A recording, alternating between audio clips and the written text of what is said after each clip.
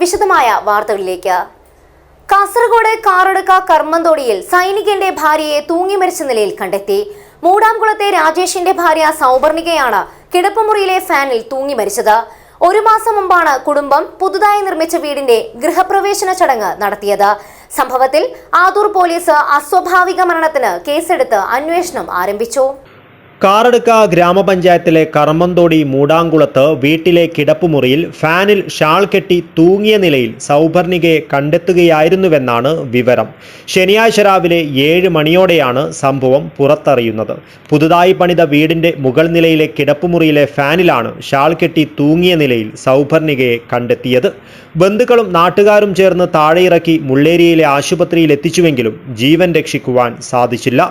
മുളിയാർ പാത്തനടുക്കം സ്വദേശിനിയായ സൗപർണിക നാഗാലാൻഡിൽ സൈനികനായി സേവനമനുഷ്ഠിക്കുന്ന രാജേഷ് കുമാറിന്റെ ഭാര്യയാണ്. ദമ്പതികൾക്ക് 2 മക്കളുണ്ട്. ഒരു മാസം മുൻപാണ് കുടുംബം പുതുതായി നിർമ്മിച്ച വീടിന്റെ ഗൃഹപ്രവേശന ചടങ്ങ് നടത്തിയത്.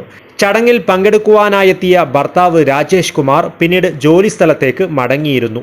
വെള്ളിയാഴ്ച രാത്രി 11:30 ശനിയാഴ്ച രാവിലെ 7 മണിക്കുമിടയിലുള്ള സമയത്താണ് സൗപർണിക ആത്മഹത്യ ചെയ്തതെന്നാണ് പോലീസിന്റെ പ്രാഥമിക നിഗമനം.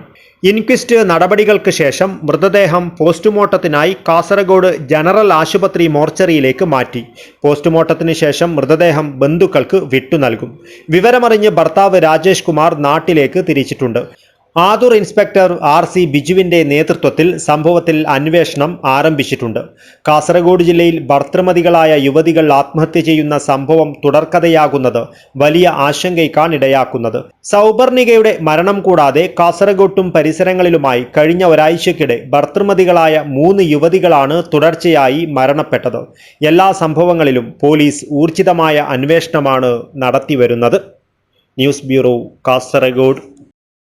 കേരളത്തിലെ ഏറ്റവും വലിയ ടൈൽസ് ആൻഡ് സാനിറ്ററി വെയർ വിൽപ്പനക്കാരായ ABC group, ABC sales corporation, BC road, Kasaragod.